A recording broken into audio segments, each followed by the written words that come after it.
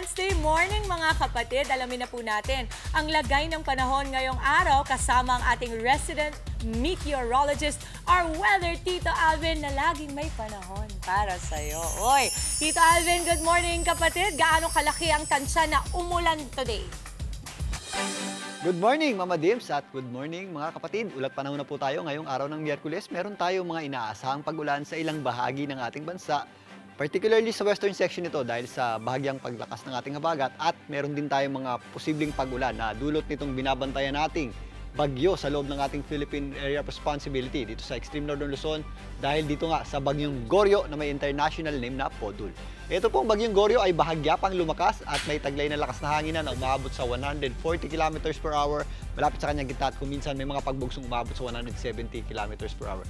Kumikilos po yan pakanluran sa bilis na 25 km per hour patungo dito sa eastern section ng Taiwan. Yan po ay huling namata ng Pag-asa sa lying around 165 km northeast ng Itbayat, Batanes. Sa kasalukuyan, ito po ay unti-unti nang lumalapit dito sa eastern portion ng Taiwan at posibleng maglandfall yan dyan sa Taiwan ngayong umaga at maaaring mamayang hapon makalabas na rin ang ating Philippine Area of Responsibility. Pero sa kasalukuyan, yung kanyang panglabas na kaulapan o yung kanyang outer rain bands at yung kanyang wind field ay sumasabit dito sa ilang bahagi ng extreme northern Luzon. Sa katunayan, nakataas po ang ating tropical cyclone wind signal number 1 at 2 dito po sa areas ng extreme northern Luzon, particularly dito signal number 2 tayo sa may area ng Batanes.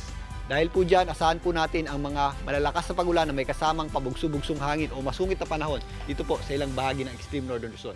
Ang natitirang bahagi naman ng ating bansa ay makakaasa ng mas maliwalas na panahon maliban lang sa mga posibleng scattered o kalat-kalat na pag-ulan dito po sa western section nito. So wala po tayong nakikitang pagsabit ng kanyang pinakamalalakas na hangin na malapit sa gitna sa ilang areas o doon sa mismong landmass ng ating bansa.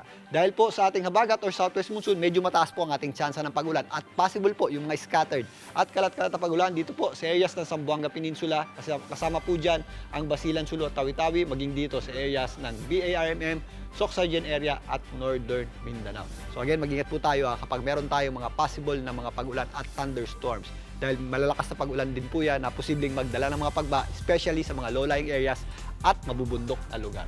Ganun din po ang ating aasahang panahon dito po sa areas ng Western Visayas at kasama na rin po dyan ng Negros Islands maging dito sa may area ng Palawan. So medyo mataas po ang ating tsansa ng pag-ulan dyan dahil sa epekto ng ating habagat or southwest monsoon.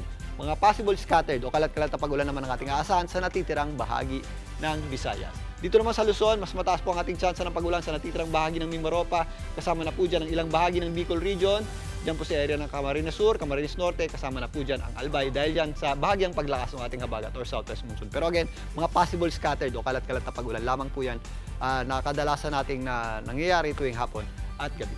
Mas maliwalas naman ang panahon natin sa natitirang bahagi ng Luzon. If ever may mga pag-ulan tayo, ito yung ating tinatawag na afternoon showers at thunderstorms. Kasama na po dyan ang Metro Manila.